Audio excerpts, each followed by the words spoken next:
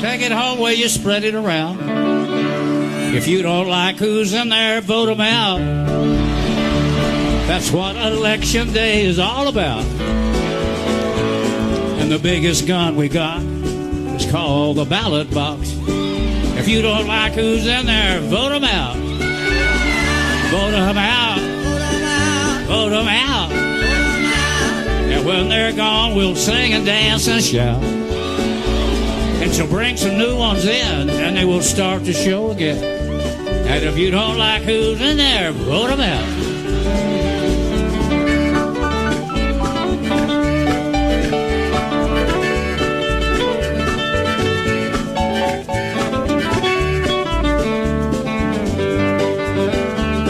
History Month, more appropriately called. The title of our episode is "The Machine is Out of Business." We're talking about the machine in Chicago on the 27th of February 2019. We talked to Emma Young, the Chicago ad lady, out there for her thoughts, and we will put those in. We also have some snippets, I suppose, of the speeches by LoriLightfoot and Ms. Preckwinkle, I suppose. I always want to call her for some reason Bowinkle, but neither here nor there. But that will be a historic contest. Let me adjust my microphone here. Between two African American women. If you would think back to the days of Boss Daley, the first Mayor Daley of Chicago, and the makeup of the most segregated city in America. When Harold Washington ran for mayor there, remember we let Boston went out to Chicago, worked in his campaign when he was elected mayor, and after the victory speech, we got back to the Commonwealth as quick as we could. But nonetheless, that changed Chicago's politics for a short period of time. Harold re-election was not a problem. Of course, he died in office, and then the African American part of Chicago, now called the followers of O.J. Simpson, fell apart,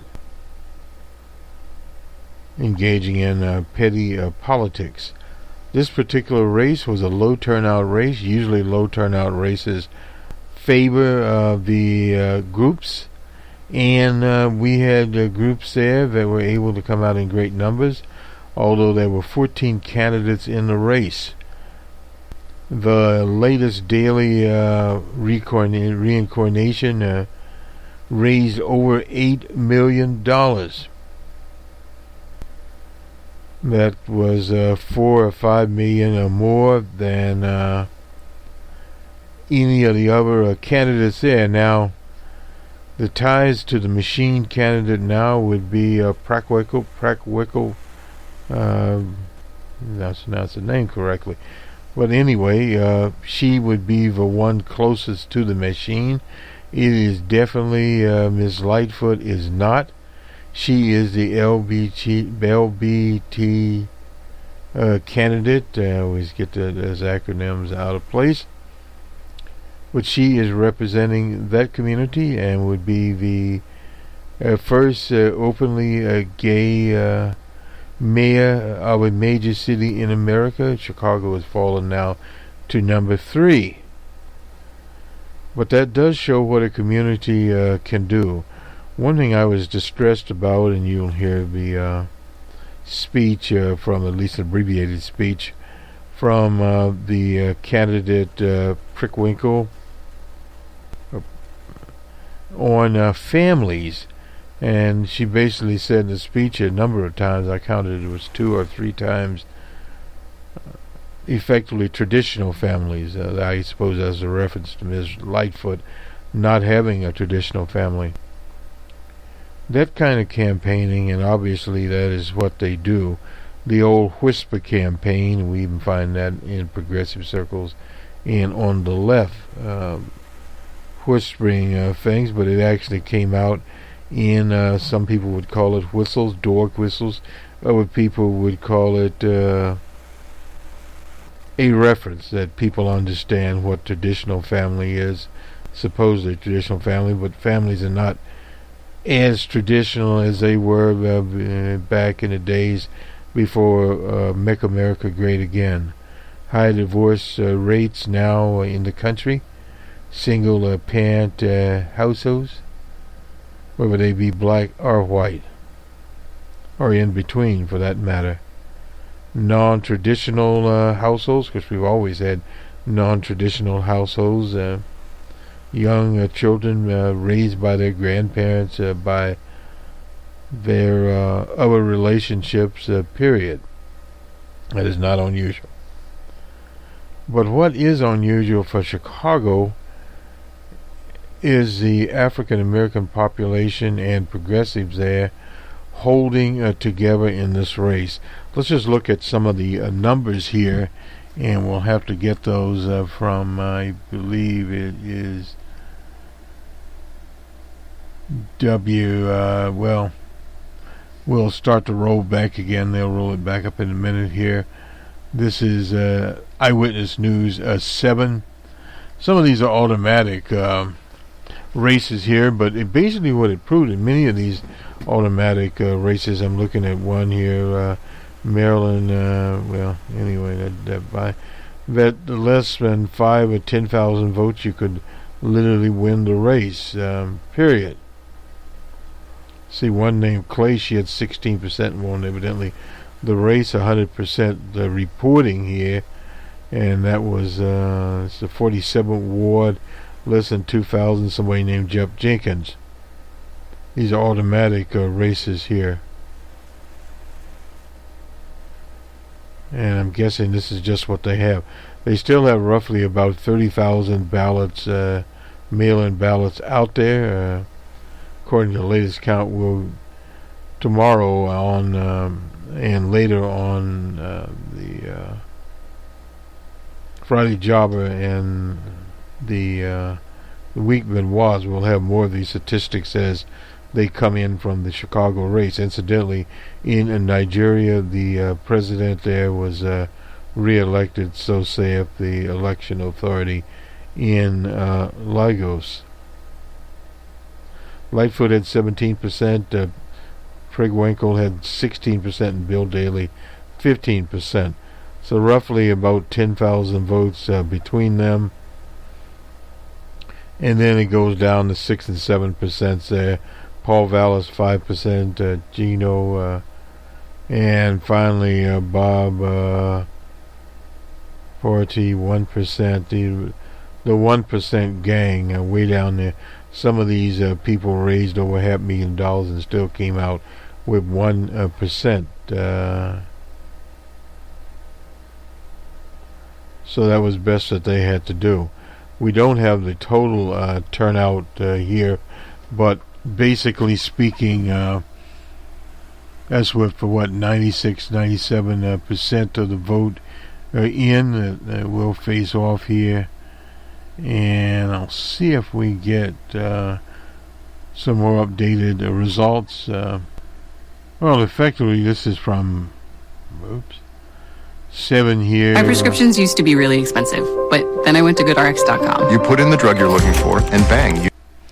Well, we're not putting in the drug you're looking at here, but anyway, it's one of many situations here.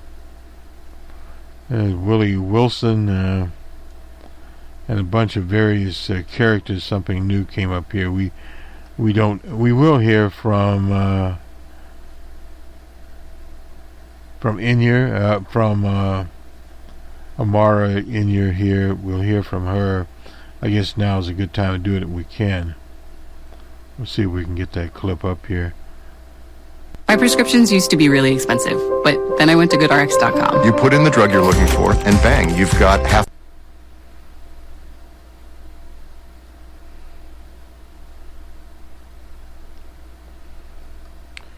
Okay, she was one of the more Amara was one of the more progressive candidates here.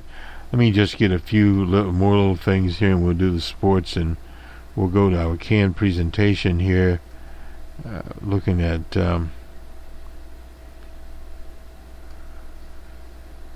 percentages here. Well, Lightfoot had 17.5% of the vote, with 96% of the precincts in.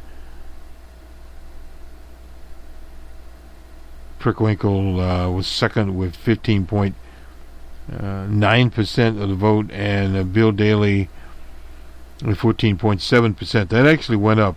He ended up with 15. We don't have the final numbers on it yet, and the numbers of votes that actually replace them, but basically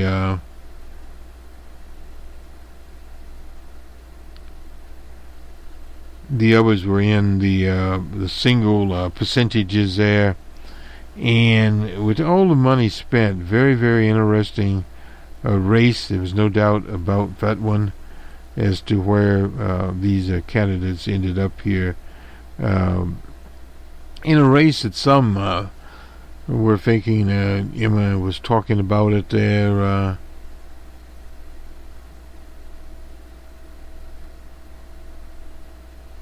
Willie Wilson said he's just staying in the race. He has not conceded. He had 11%, and Preckwinkle was in at that time. It had 28,000 votes. Very low turnout. That was with 96% of the vote in, and I think he was at about 11% of the vote. Willie Wilson here. Not sure where his Lightfoot. At one time they were close as about 8,000 votes, and that of course changed as we were looking at it here. And let's see if we can. I don't have my on-screen deal here. This is Eyewitness 7. We had a little and let me just check the Chicago Sun-Times here out.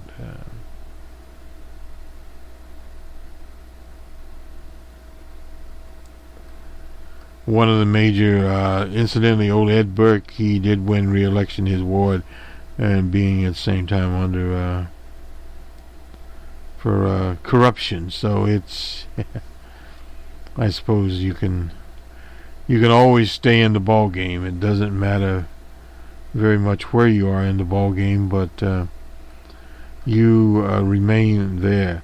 That'll be incidentally an April runoff election coming up in April. And hey, does this suit look okay to you? Yeah. No.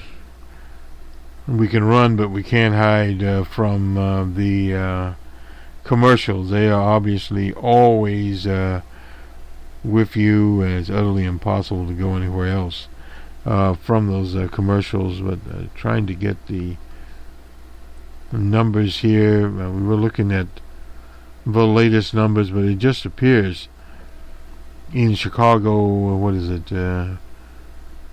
About 10 or 5 here. So they are not bringing up to date any more numbers. It just appears that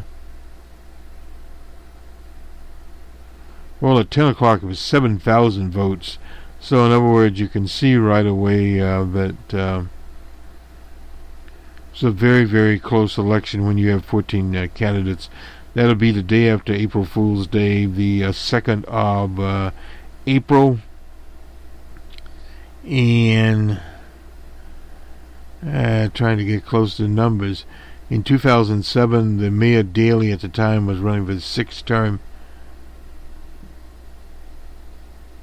facing 2 challengers who managed less than 30% of. Well, this was typically a different time around there.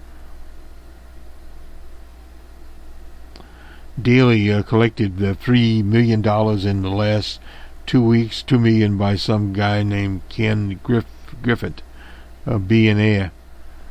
And Daley was followed by this GeryChico. His is $387,000. Pitwick $362,000. Sandra Mendoza at $222,000. Lightfoot was last with $190,000. So that was basically where they were. And some had predicted they would be tied at about 14%. Some of the polls, and effectively they were around 14 to 15%, so the polls were actually accurate this time around. We usually don't get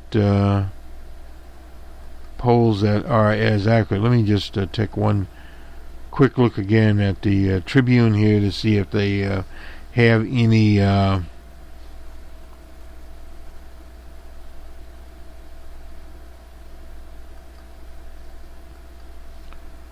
not sure what is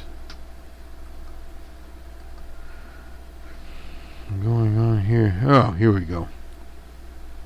Anyway, this is the latest tabulations here as far as the voters, and we'll see. Oops.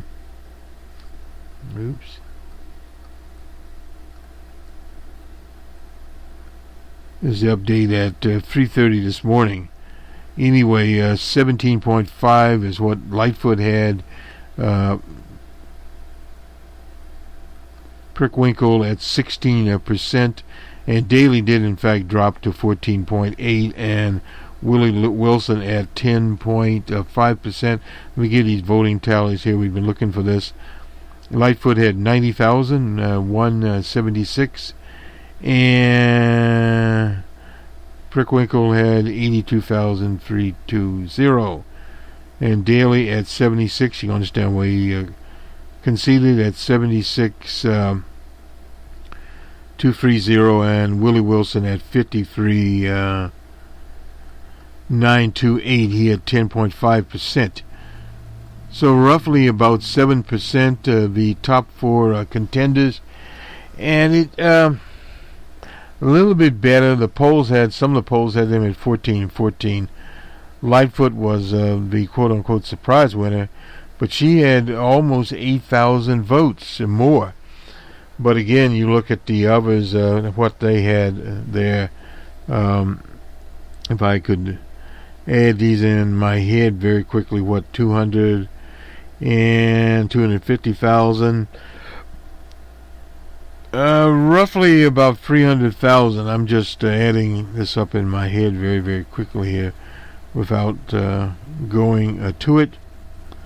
But we'll see where this goes. And no doubt the sad winner or loser tonight was the machine in Chicago. No doubt about that scenario.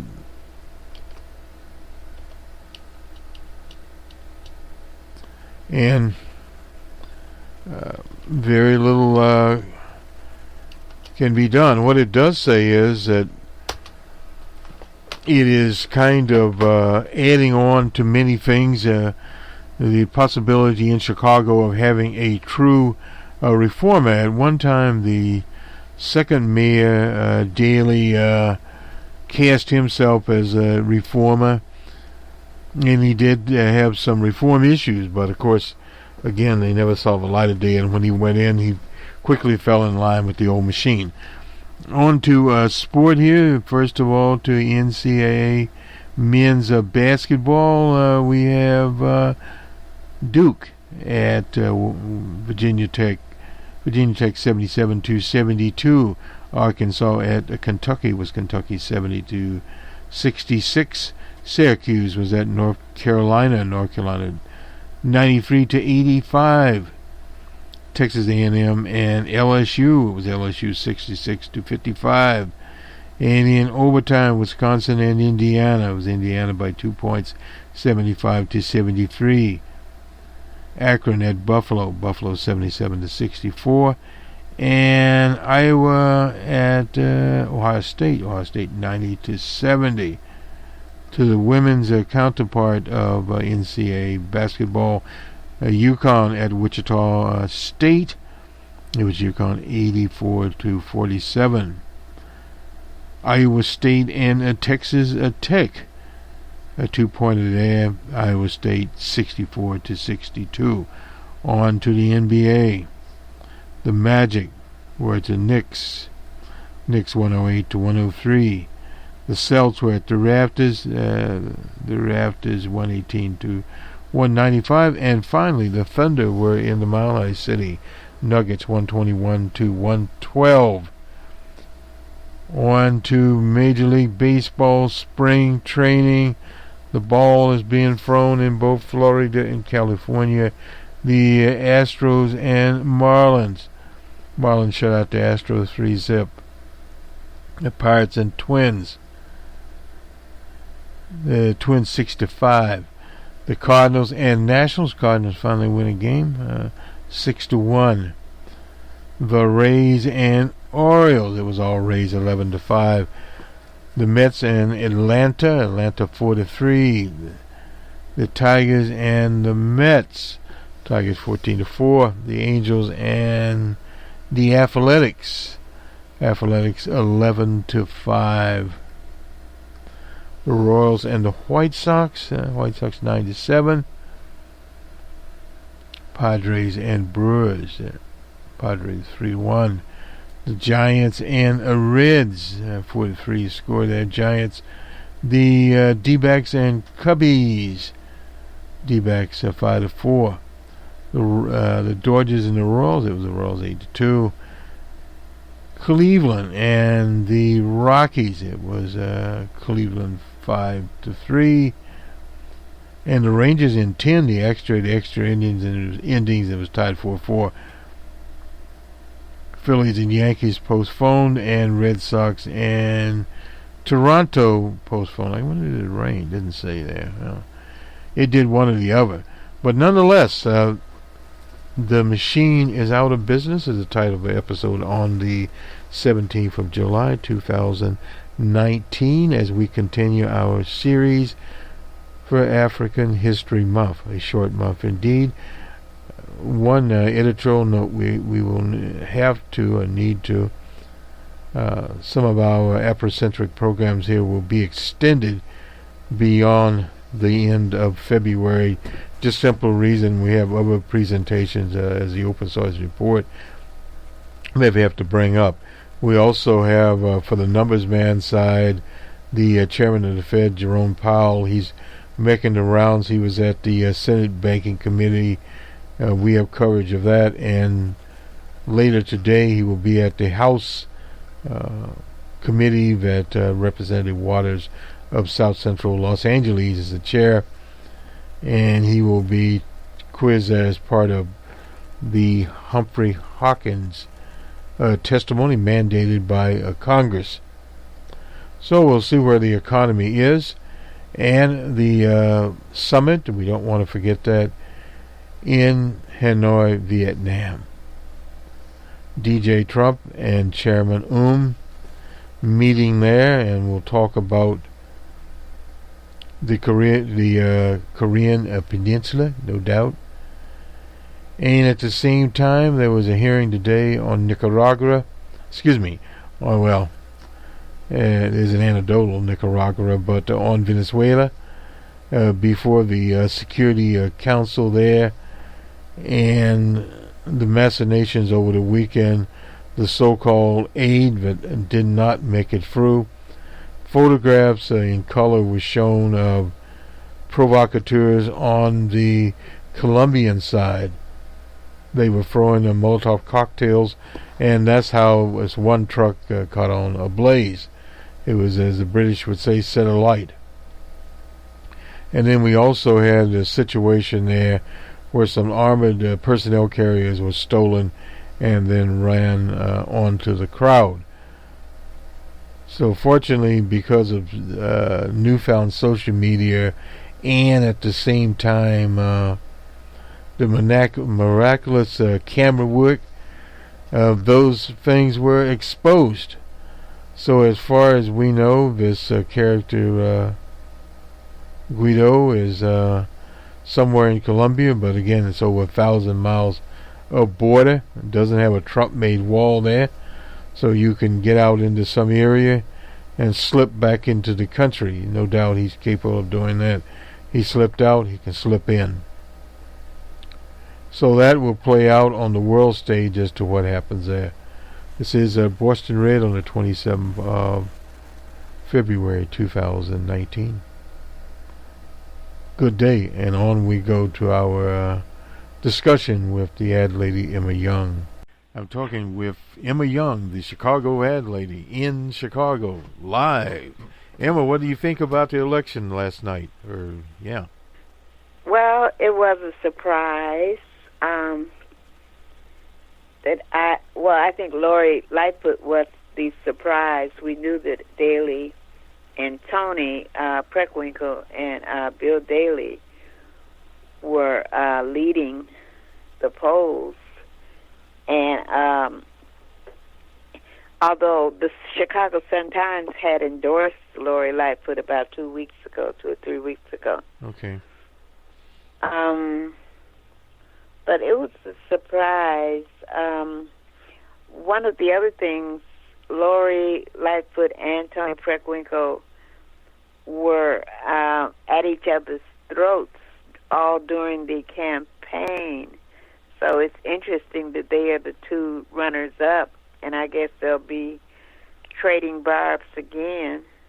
I suppose so, yeah, no doubt about that. Those polls, incidentally, Emma, I looked at the last poll. It was a little suspect. It was a small poll. Doesn't mean that a small poll can't be accurate, but none of the polls that I looked at were all that accurate. I mean, they had people tied up at 13-14%. Everybody tied up, margin of error almost 4%. So in other words, anything could have transpired the way the polls were set up.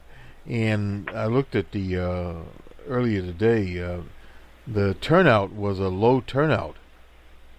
Right, it was a very low turnout, and the polls, they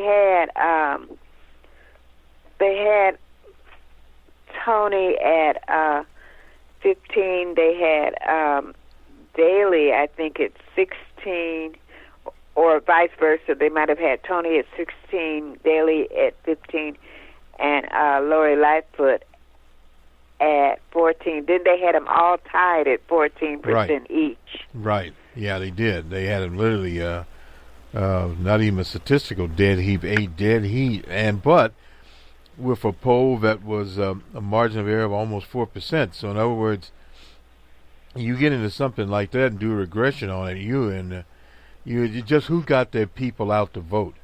And evidently what's evident there, African Americans got out to vote in great numbers. Right. Yeah, but I guess another surprise was that Willie Wilson didn't do better because, listening to like WBON, everybody who called in on that radio station said they were voting for Willie Wilson. Yeah, that reminds me of an incident that happened to me. We were out with George McGovern in Seattle, and they had 25,000 people there. Well, it turned out the people that were there were our voters. And those people called in were probably Willie Wilson's voters that actually voted for Willie Wilson. He probably paid them all. I don't know if he did that, but the whole thing is sometimes, things can be very deceiving at what actually happens out there. But when you got as many as as you have, and also the mail-in votes had not gotten in, but all these people conceded.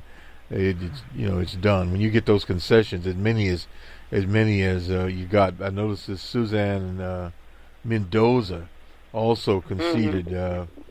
I thought she would do better with the Latino vote, but evidently between her and what was the other fellow there?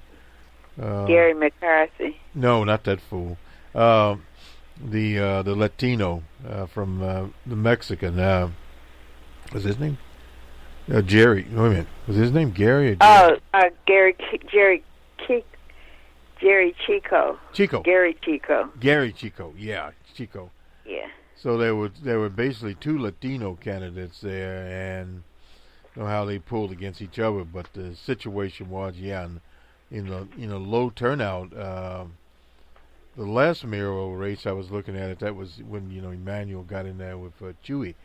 The turnout was low, but the runout was high. Chewy got 600,000 votes. So in other words, old Emmanuel was on the rails.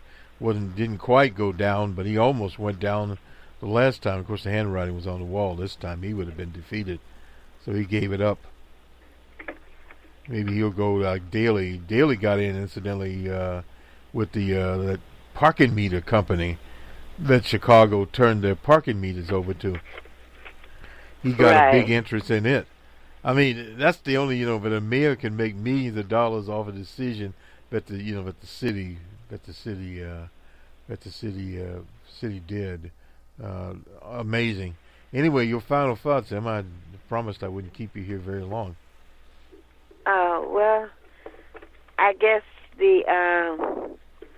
it's a foregone conclusion that the next mayor of Chicago will be a black woman. We don't know which one.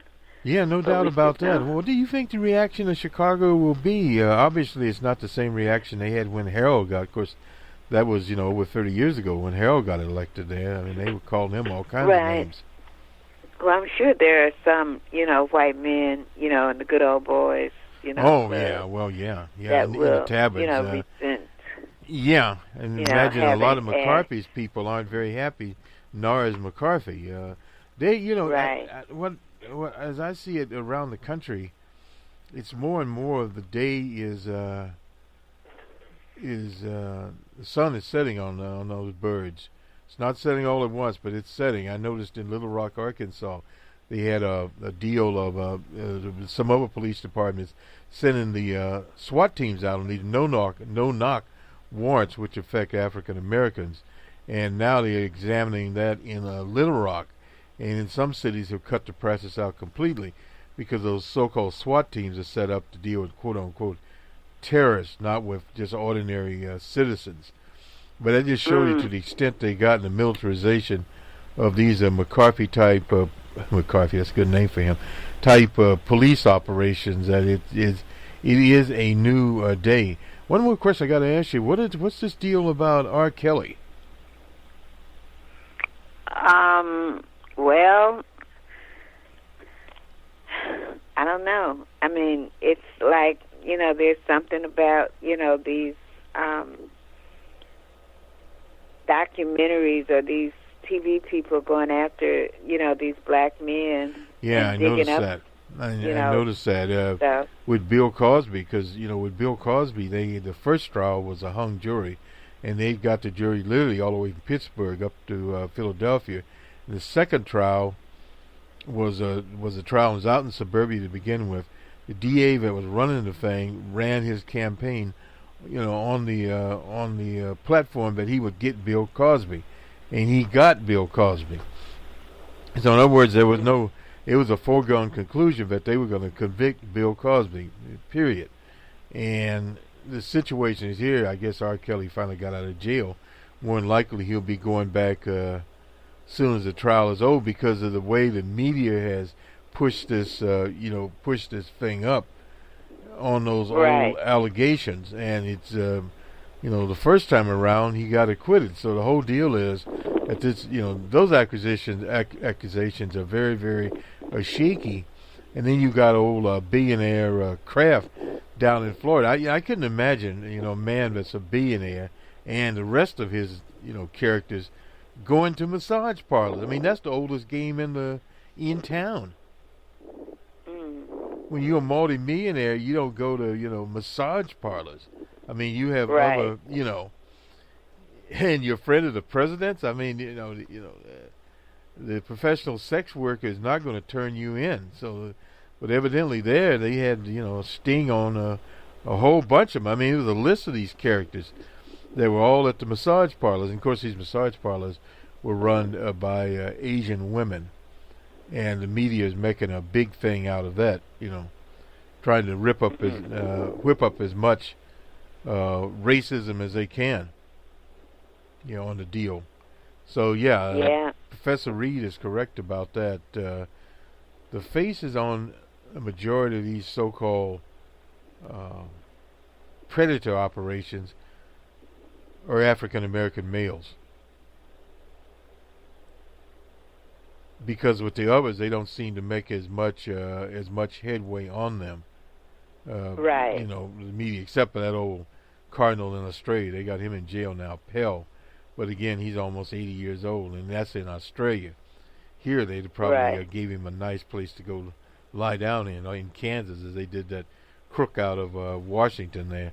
It's a sad, sad situation. Anyway, Emma, I'll let you go. Oh, one more thing. Tell me where your site is for your latest book on Mr. O'Hare. Oh, it's called Recovering Racist. RecoveringRacist.com.